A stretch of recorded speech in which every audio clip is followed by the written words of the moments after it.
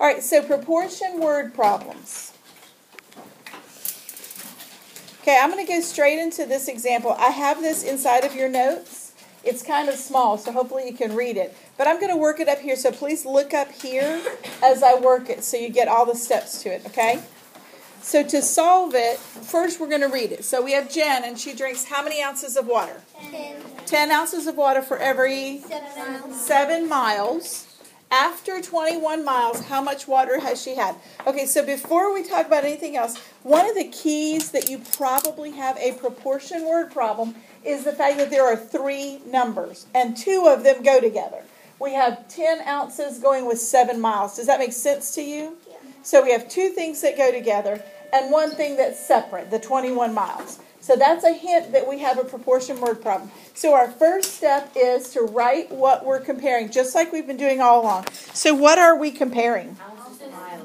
Good, ounces to miles. Now, if you said something like water to miles, that's perfectly fine because really it's kind of up to what how your brain sees it.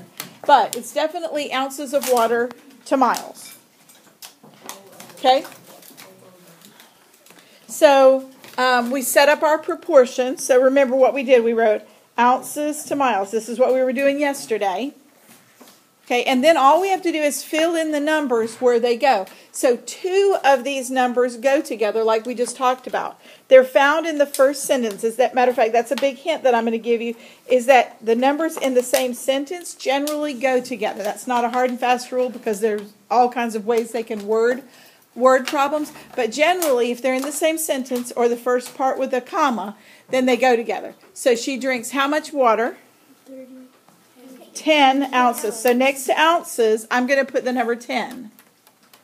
And then miles. How many miles go with 10 ounces?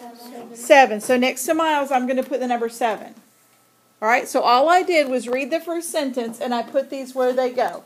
10 ounces to 7 miles. This right here is the key to getting it right. If you don't write this, you're probably going to put your numbers in the wrong place, okay? So make sure you write this.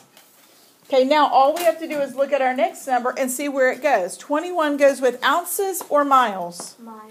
It goes with miles. So next to miles, I'm going to write the number 21.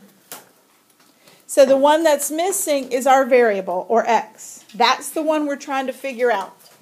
And now it looks exactly like the problems we were working yesterday. And what did we do to solve those?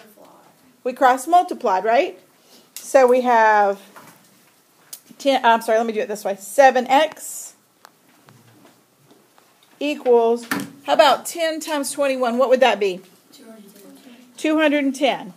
And then we solve it just like yesterday. Line up the equal sign, box the x, divide by 7 on each side. X equals 210 divided by 7 is 30. So she has 30, and this tells us what units it's in. 30 ounces. 30 ounces. Okay, I'm going to run through the steps one more time and then we'll talk. So the steps are, first you read it, you figure out what 2 things they're comparing. You write those like this up and down. Then you set up a proportion. You look at this sentence and see what goes together. 10 ounces for every 7 miles. 10 to 7. And then we figure out the missing number. 21 goes next to miles instead of ounces, so we put it there. Then we cross multiply and solve. I have this hint in there. When you see a comma or a period, move on to the next fraction. That's the easiest way to remember it. Okay? So let's look at the next example.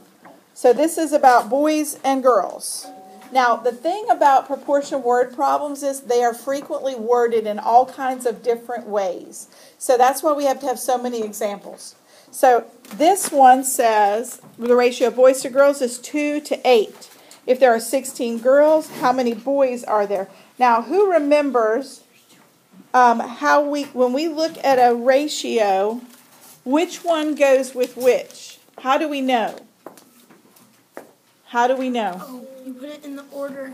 Yeah, it goes in the order that it comes. So boys is 2, girls is 8. Okay? So remember, it has to stay in that same order. If it said the ratio of girls to boys, then 2 would go with girls and 8 would go with boys. So just be careful about that. Okay, So it tells us, first of all, what are we comparing?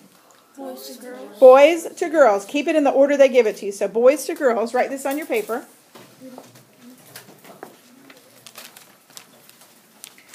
Boys to girls.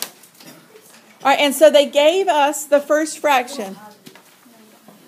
I bought some other All right, so the ratio of boys to girls is 2 to 8. That means the 2 and the 8 go together here, right? Yeah. So we have 2 and 8. And then 16 goes next to girls. So we're going to put it right there.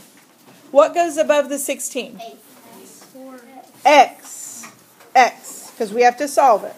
And then we cross multiply. 8x equals, what is 2 times 16? Anybody know? 32, very good. Okay, then we solve it. Line up, box, divide by 8, divide by 8. X equals 32 divided by 8 is 4, and that's 4 whats? 4 boys. 4 boys. So in this example, what are we comparing? Okay, close. Let's talk about, isn't it pounds to apples? Okay, look, that's the key, is making sure that you correctly identify what you're comparing. So we are comparing pounds to apples, because that's what the numbers go with. So put pounds, I'm going to put LB for pounds. Y'all know that's the abbreviation, right? Yeah. Okay, to apples. Okay, and in the first sentence, we have our first comparison. So what to what? 2 pounds to 3 apples. Okay, so far? Now, where does the 21 go? Next to apples or pounds? Apples. 21 next to apples, ignore that. And what goes above the 21? X. Okay, then we're going to cross multiply.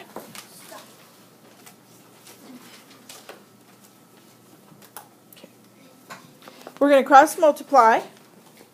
So here we go, 3x equals 2 times 21. What is 2 times 21? 42. Line up your equals.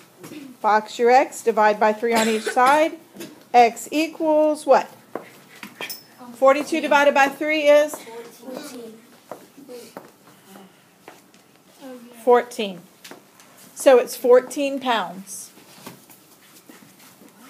Okay, now look at this one. This one's a little different. Remember, we're looking for what goes together. It says, of the 24 students in the class, there are 4 girls for every 12 students. How many girls are there in the class? So let's start with, what are we comparing? Students to girls. Okay? Students. And look, I'm going to stop you right there for just 1 second. You can write students to girls and it won't be wrong. But I think it's easier to look at it this way. See this part right here that all goes together? Yeah. There are 4 girls for every 12 students. That has girls first and students second. So let's put girls to students. So remember, frequently the question is separated either by a comma or in a different sentence. So look for the 2 that go together. This one, the 24 students did come first, but it doesn't have another number that goes with it. Does that make sense? Yeah. Okay, this is the only thing that makes it tricky, is the wording is sometimes funny. But these 2 go together. So girls to students, so 4 to 12. So 24 goes next to what? Students. And X goes above it. Cross multiply and solve it. Okay, so there are 8 girls in the class. All right, so it says, of the 36 dogs at the vet, there are 3 males for every 4 dogs. How many dogs are at the vet? So, how many males are at the vet? That wording is wrong. We need to fix that. Change that to how many males. Dang it. Sorry about that. I want to be a vet. All right, so what are we comparing? Dogs to dogs. Males to dogs. It comes in this part of the sentence right here. There are 3 males for every 4 dogs. Those are the two that go together. So we have males to dogs, 3 to 4. 36 goes next to dogs. Notice no boxes are given to you on this one, but I want you to set it up exactly the same way. The first set has boxes just to help you stay organized and get used to it. All right, so we cross multiply. We have 4x equals, what's 3 times 36? Who's got that? 108. 108. My head. Box the x, divide by 4. And 108 divided by 4 is? 27. 27. So there are 27 males. Okay? All right, and I got one more. Look at the bottom one. Of the 48 candy bars at the store, the ratio, when you see that word, know it's going to be a fraction. The ratio of Snickers to candy bars is 2 to 6. So what are we comparing? Snickers to candy bars. And what's that fraction? 2 to 6, right? 2 to 6. Okay. And then 48 goes next to Snickers or candy bars? 24 goes next. Candy bars. Candy bars, good, because it says right here, 48 candy bars. Cross, multiply, and solve. Okay? So there it is. 16. So it's 16 Snickers. Okay?